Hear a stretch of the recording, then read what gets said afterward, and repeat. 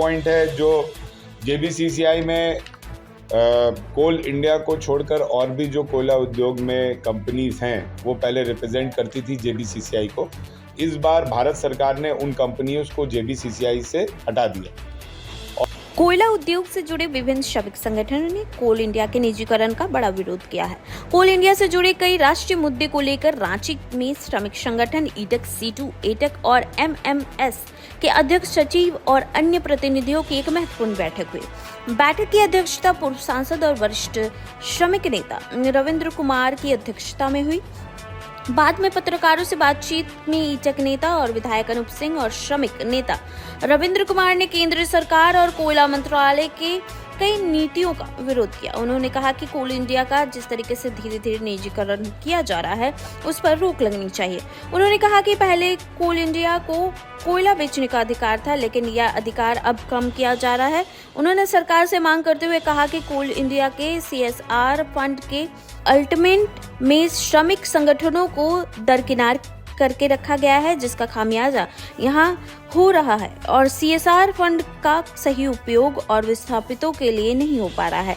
उन्होंने कहा कि कोल इंडिया के CSR फंड से दिल्ली, बनारस और कोलकाता जैसे शहरों में काम किया जा रहा है। श्रमिक नेता रविंद्र कुमार और विधायक अनूप सिंह ने कहा कि कोल इंडिया में बड़े पैमाने पर पद रिक्त पड़े हैं, इन सभी पदों पर स्थायी नियुक्ति होनी चाहिए। फिलहाल सरकार बड़े पैमाने पर ठेका श्रमिकों से काम चला रही है। ठेका श्रमिकों के हितों के संबंध में उन्होंने कहा कि कोल इंडिया को 1 महीने का वेतन ठेका श्रमिकों को बोनस के रूप में देना चाहिए। उन्होंने कहा कि कोल इंडिया कोयले के उत्पादन बढ़ाने के लिए अब कोयला का आयात करने लगी है। श्रमिक संगठन ऐसे स्थिति को काफी गंभीर मानता है। कोयले के इंपोर्ट होने से रही है तो विस्थापितों को रोजगार मिलना मुश्किल हो जाएगा। कोल इंडस्ट्रीज के तमाम सेंट्रल ऑर्गेनाइजेशन जो सेंट्रल यूनियंस है, सीटू, एटक, इंटक और HMS, BMS को छोड़कर ये चारों यूनियन के जो हमारे प्रेसिडेंट्स हैं, जो सेक्रेटरी जनरल्स हैं, उनके रिप्रेजेंटेटिव्स हैं, उनके बीच हुआ, जिसकी अध्यक्षता हमारे पूर्व सांसद senior union leader Ravindra Kumar ji ने की। तो मैं चाहूँगा कि वो आप लोग को इस बैठक में जो डिसीजन आज तमाम यूनियंस के रिप्रेजेंटेटिव्स ने लिया है उसके बारे में ब्रीफ इंट्रोडक्शन करके आप जो हमारा समझौता का क्लॉज है उसको लागू करो। और क्या, जो सबसे बड़ा मुद्दा है कि कोल इंडिया नवरत्न रहा, भारत रत्न रहा और कोल इंडिया के निर्माण में हमारे यूनियन लीडर्स का, हमारी सरकार का बहुत बड़ा योगदान है। वहीं पे हमारे रैयतों का, विस्थापितों का भी बहुत बड़ा योगदान है। लेकिन आज के डेट में उनकी नौकरी को बढ़ावा नहीं देते हुए प्रोडक्शन कैपेसिटी कोल इंडिया अपने आप बढ़ाना चाहती है, लेकिन वहीं पे कोल इंडिया इंपोर्ट ऑफ कोल भी कर रही है, जिसमें 251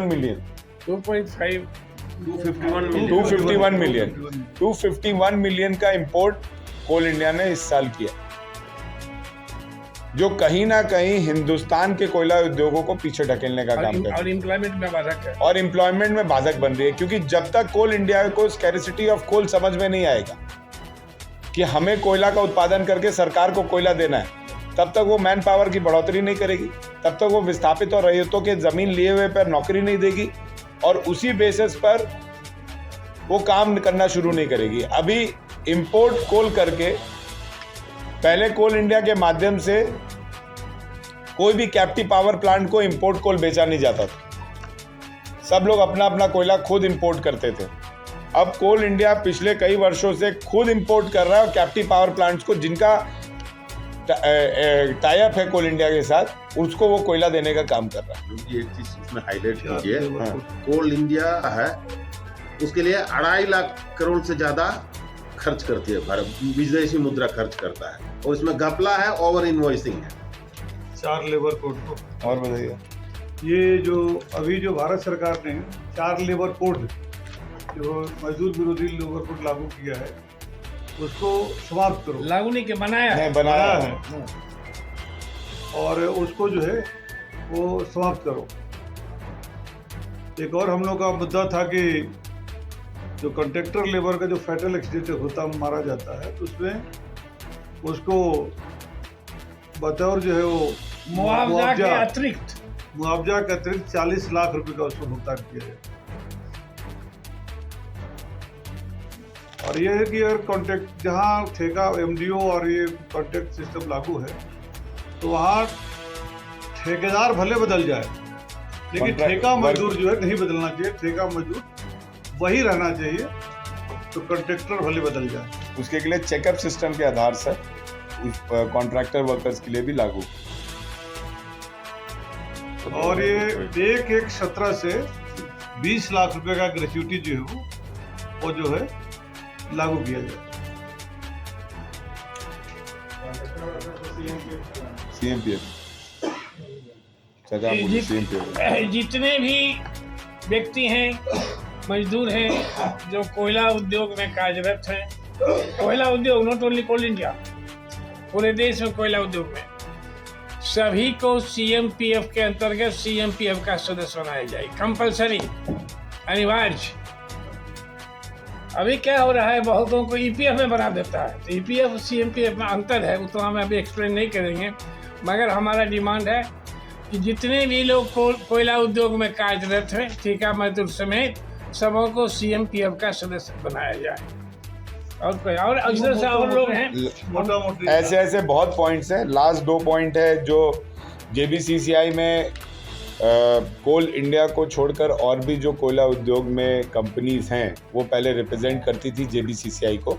इस बार भारत सरकार ने उन कंपनियों को JBCCI से हटा दिया और बस कोल इंडिया को JBCCI में इन्वॉल्व किया, जो JBCCI कोल इंडिया का पेटेंट है, और सिगरेनी भी इन्वॉल्व किया। लेकिन वहाँ पे टाटा को, रिलायंस को, ये सबसे हटा दिया गया।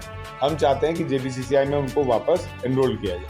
और लास्ट है कि जो हमारा एक मांग पत्र तैयार किए हैं कोयला उद्योग पर आधारित, और उसमें क्या क्या मांगे हैं रामनंदन या यादपी दे दीजिए। तैयार किए हैं,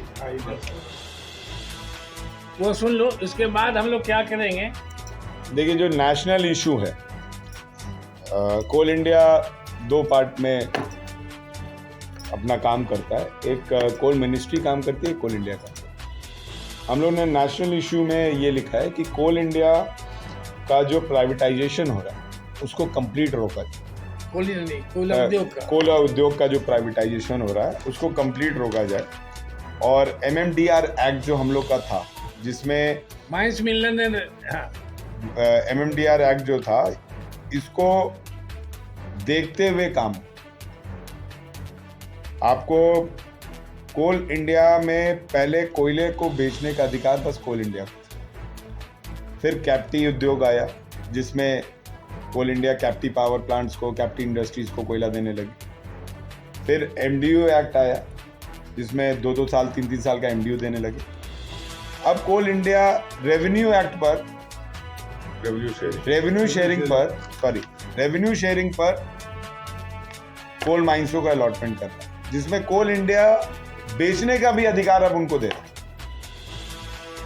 किस ग्रेड पे बिकेगा, कितनी माइनिंग होगी, कोयला उद्योग में कितना असर पड़ेगा, इन सब को देखते हुए हमारे जो सीनियर लीडर हैं, जो अध्यक्षता कर रहे थे, और बाकी लोग ने एग्री किया कि इसको रोका जाए इमीडिएट इफेक्ट। उसमें क्या दाम भी वही तय करेंगे, और दाम भी वही तय करेंगे कि किस दाम से कोल इंडिया का कोयला को बेचना है।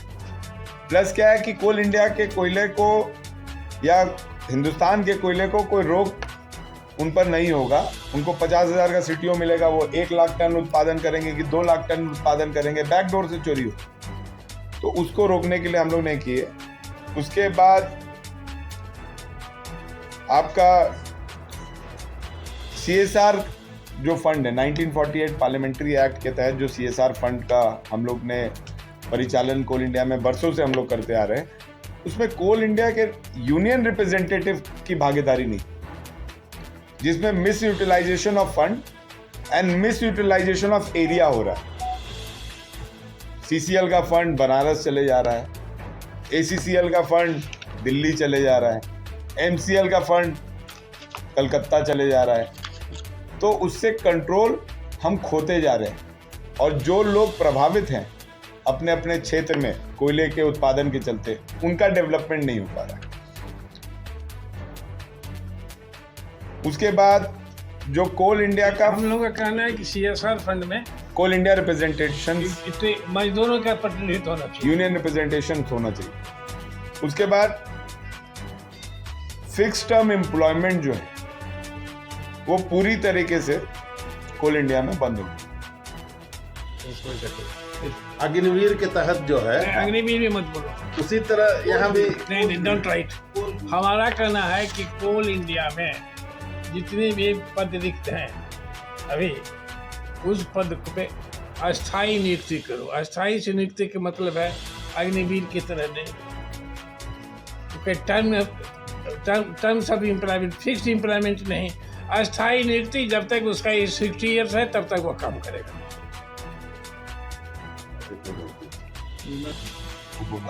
जो कंट्रैक्टर वर्कर्स हैं, ठेका मजदूर हैं कोयला में, जिसकी संख्या हर वर्ष बढ़ती जा रही वो है, है उसको 1 महीना के बराबर, 1 महीना में जो तनख्वाह मिलता है 1 महीना के बराबर बोनस के रूप में एस ग्रेशिया का भुगतान कोल इंडिया करे। दूसरा हमारा 940 का बहुत पुराना पेंडिंग मामला है, उसके बारे में बताएंगे।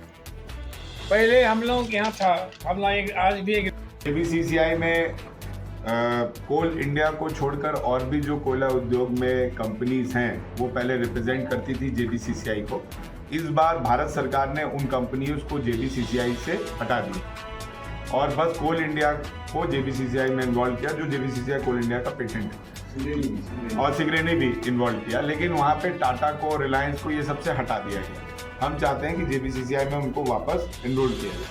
और लास्ट है कि जो हमारा Indian national mines worker federation है, जो इंटक से एफिलिएटेड है, उनके रिप्रेजेंटेटिव को इस बार डबल बेंच से सुप्रीम कोर्ट से वर्डिक्ट मिलते हुए वो JBCCI 11 में रिप्रेजेंट किए।